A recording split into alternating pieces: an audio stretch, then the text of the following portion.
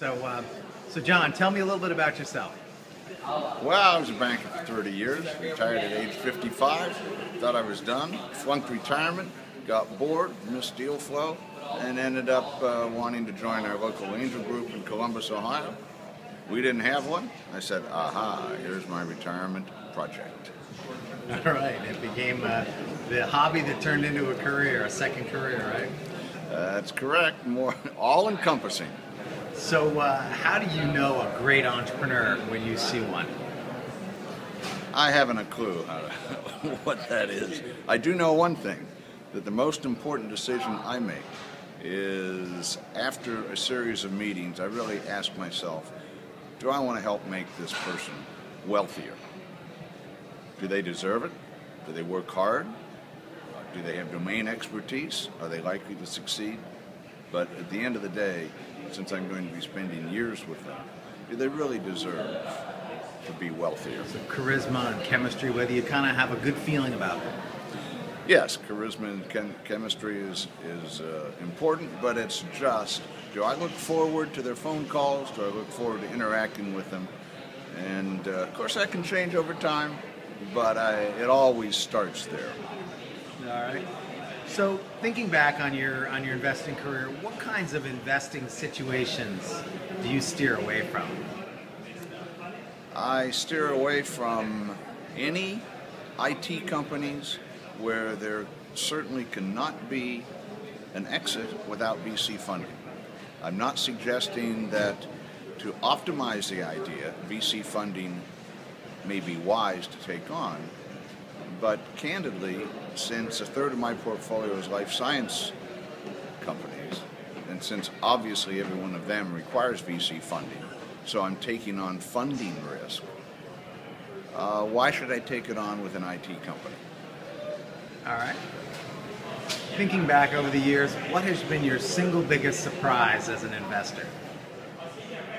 My single biggest surprise is how much I thought I knew that was not relevant to this business.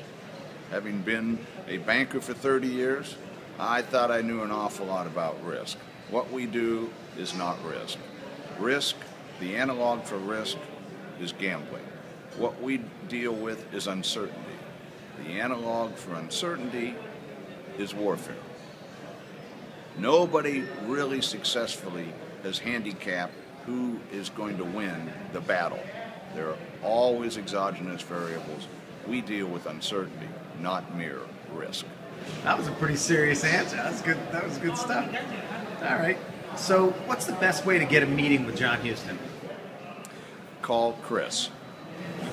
This was the opportunity to put your email on the video. Thinking back to deals you've done, what entrepreneur behavior drives you nuts? The entrepreneurial behavior that drives me nuts is the one who just seems to soak in all my true wisdom I'm dispensing, and then, of course, makes no course corrections or behavior changes. If you had to boil it down to one sentence, how would you describe your core investing philosophy? My core investing philosophy basically is try to find really smart, hardworking, good people and work with them to make them wealthier. Aha, so that leads me to my next question. Is it the jockey or the horse? Yes.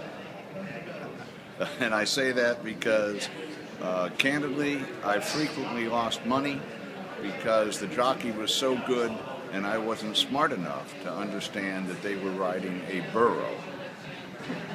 I just didn't know the competition as well. Conversely, of course, the horse is important, as is the jockey. I can't say that there's one or the other. You're joining a fine tradition of people who sat on the fence on that question. I think it's the place to be. It's the right answer. My last question for you is, if you could, through this interview, give one piece of advice to entrepreneurs everywhere, just one piece of advice, what would it be? The wisest entrepreneurs who have pitched me have thought about their dream cap table.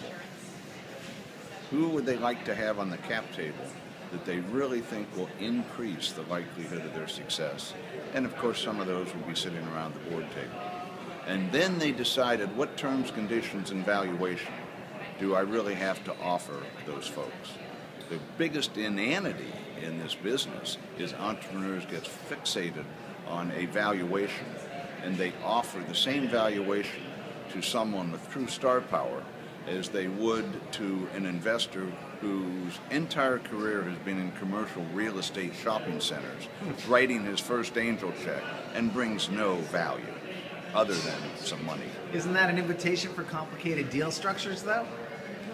It is not an invitation to complicated deal structures, because all the people who have true star power understand the type of paper that really is the only appropriate paper to buy. And that is? That is convertible participating preferred stock issued by a QSBS C Corp. All right. That's a pretty definitive answer. Thank you so much. I hope you have a safe trip home. Okay. Thanks, John. Bye.